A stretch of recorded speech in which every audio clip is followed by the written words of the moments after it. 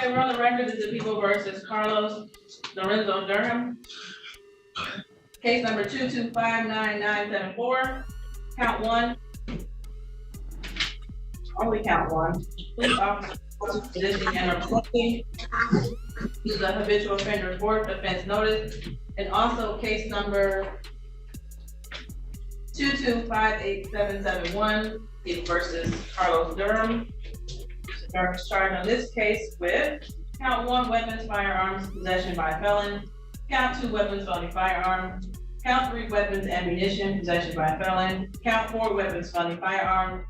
Count five, carrying concealed. Count six, police officer assaulting, resisting, and obstructing.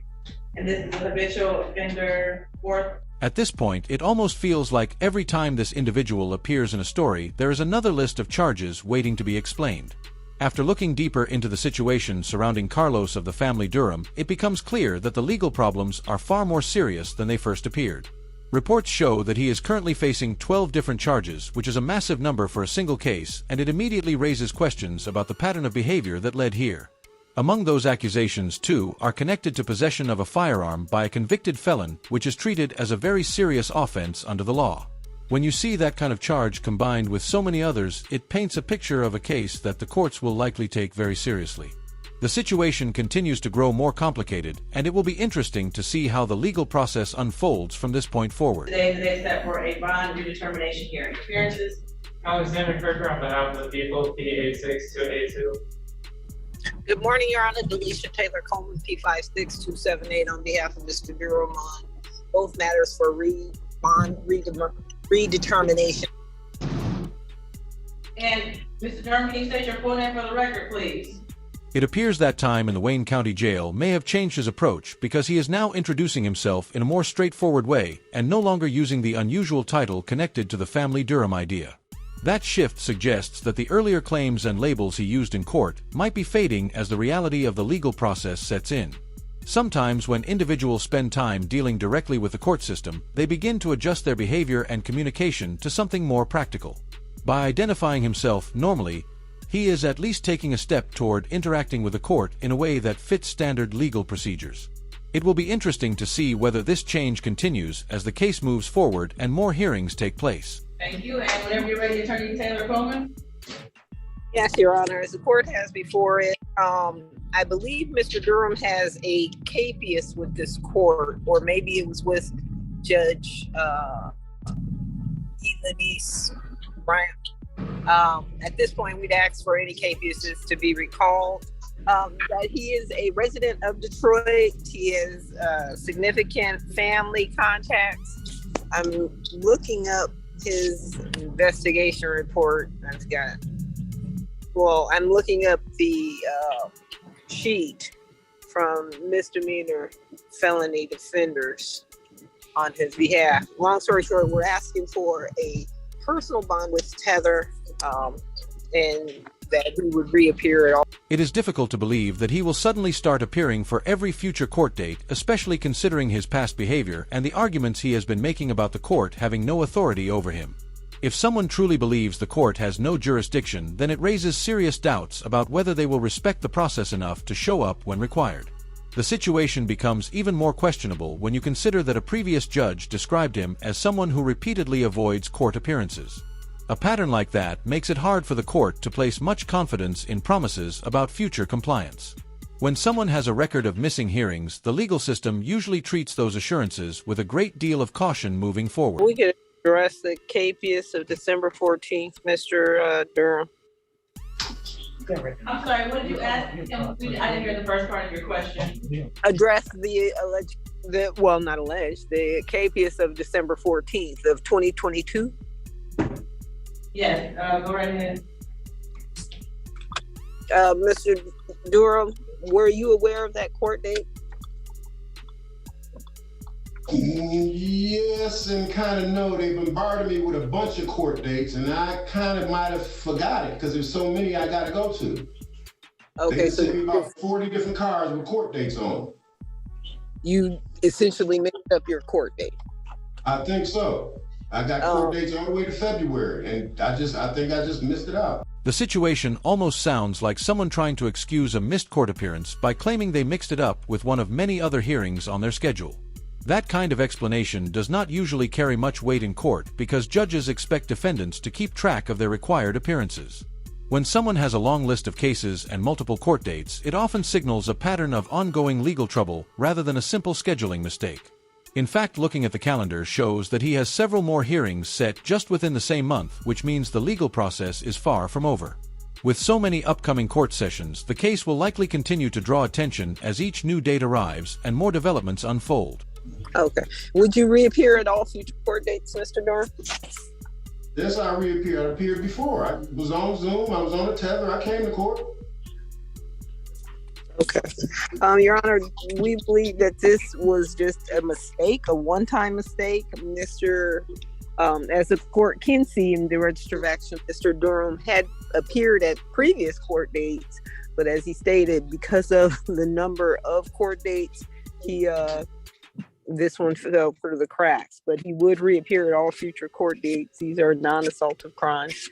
We're asking for a personal bond, reinstate the bond with tether. Would the court consider any reduction at all? I don't know if Mr. Durham can post any amount of money. Was there a change in your bond before Judge Bryant, Mr. Durham? So the what? I didn't hear you. Was there a change in your bond before Judge Bryant? Yeah, it was a $10 bond. That's all it is. They said it's a $10 bond. I'm here to get this bond reduced so I can get out of jail. And you have employment? I work for myself. That brings us to the end of the first trial, and now the story moves forward to the second hearing, which took place just 2 days later. Each time Carlos appears in court, there seems to be something new or unusual about the way he presents himself. The situation almost feels like every appearance adds another layer to the already strange courtroom moments surrounding the case.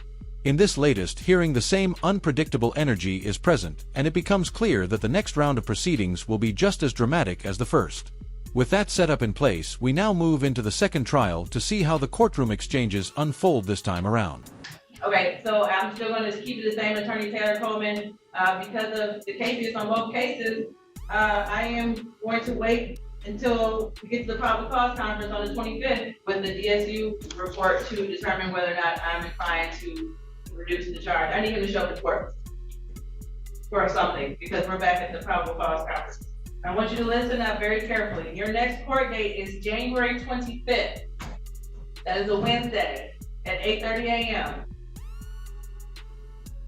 Can you hear me? Yes, ma'am. Okay, so you'll be zooming in from the county jail, and you'll have an attorney present to discuss with you any matters before we go on the record, okay? So show up for that, or you have to show up for that. Then your attorney then can possibly discuss something once we have a DSU report, okay? Attorney Taylor Coleman, anything from defense? That's it. Thank you, Your Honor.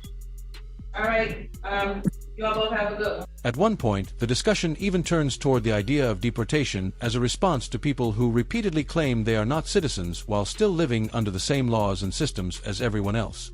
The comment highlights the frustration some observers feel when individuals insist that normal legal authority does not apply to them.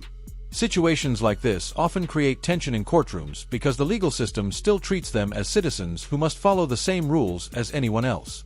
Judges and officials generally focus on applying the law rather than debating personal theories about citizenship status. In the end, the court process continues based on established law regardless of what claims someone makes about their identity or status. Okay, gentlemen from the county jail who just sat down about 5 minutes ago, can you state your name for the record, please? My name? Yes, your name.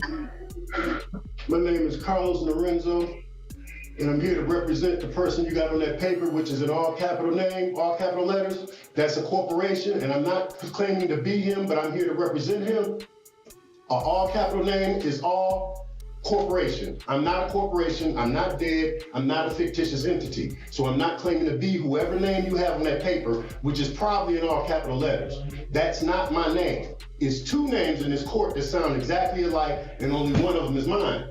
What name is on that paper y'all have over there? Is it in all capital letters? That's not my name, but it's my property. It's my trade name, and I own it. and I need to know if anybody has permission to use it from me. So do we have that understood? I am not a U.S. citizen, and I'm not a citizen of the United States. It is almost amusing how quickly his lawyers seem to realize that dealing with Carlos in a private conversation might be far more difficult than expected. After just one meeting, it appeared clear that any extended one-on-one discussion would likely become exhausting and frustrating. Some defendants bring so many unusual arguments and ideas into the conversation that even experienced attorneys struggle to keep the discussion focused on real legal strategy. In situations like this, lawyers often try to limit unnecessary debates and concentrate only on the facts that actually matter in court. The whole exchange highlights how challenging it can be for legal counsel when a client insists on pushing arguments that have little chance of helping their case. I am not that person on that paper because that person is a fictitious entity. I am actually flesh and blood. I am a man standing on the land. At this stage, it would probably be in Carlos' interest to pause and think carefully before speaking again, because continuing to interrupt the court can quickly create bigger problems for him. Judges expect people in the courtroom to follow clear rules of conduct, and repeated disruptions can lead to serious consequences. If someone keeps talking over the judge or refuses to follow instructions, the court may treat it as contempt, which can result in additional time in custody. Moments like this are often where defendants make their situation worse simply by refusing to stay quiet and listen. The smartest move in that moment would be to remain calm, follow the instructions of the court, and avoid adding more trouble to an already difficult case. And that's what I got you to do. You understand that? I'm not him. I'm claiming not to be him. I just wanted to know who you were. Thank you. I had to check there. Attorney Simon, thank you. Richard, you want to speak to your client in private before we go on the record? Because he's still talking. Sorry, Judge. Can you repeat that, please? Do you want to speak to your client in private for a moment? Because he hasn't stopped talking for the last 10 minutes. He's still talking. He doesn't know he's on mute, but he's been talking. I just saw him Monday at the jail, but okay. Okay, because I don't think we can have his hearing unless he understands that we all can't talk at the same time. All right, I'll do a break. Exactly, this is all just for show, and the judge, like the previous ones, is not here to play games with a sovereign citizen who clearly has no understanding of the legal process. That concludes today's video, as the rest of the hearing involved some additional back and forth between the attorney and the judge before they scheduled a competency hearing to determine whether he lacks the mental capacity to participate meaningfully in court, or if he is capable but just making a fool of himself. If you enjoyed the video, make sure to leave a like, and if not, leave a dislike, but don't forget to share your thoughts in the comments and subscribe with notifications on so you don't miss any future content.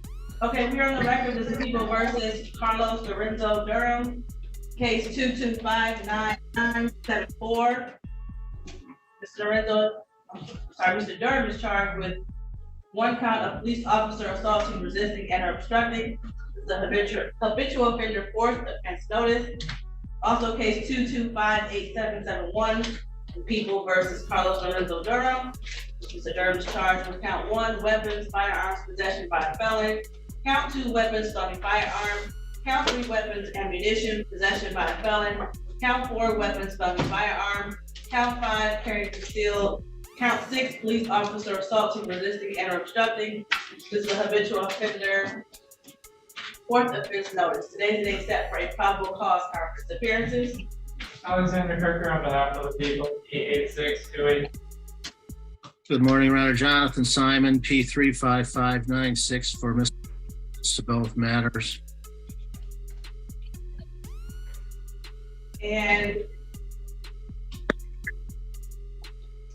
Mr. Durham, can you state your name, please?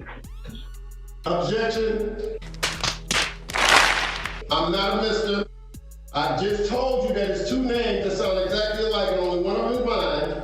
My name has never been spelled in all capital letters, so that is not my name. Whatever name you have on that paper is a corporation and it does not exist. That's not who I am. I'm not. What is your name, I'm here sir? to represent him. What is your name?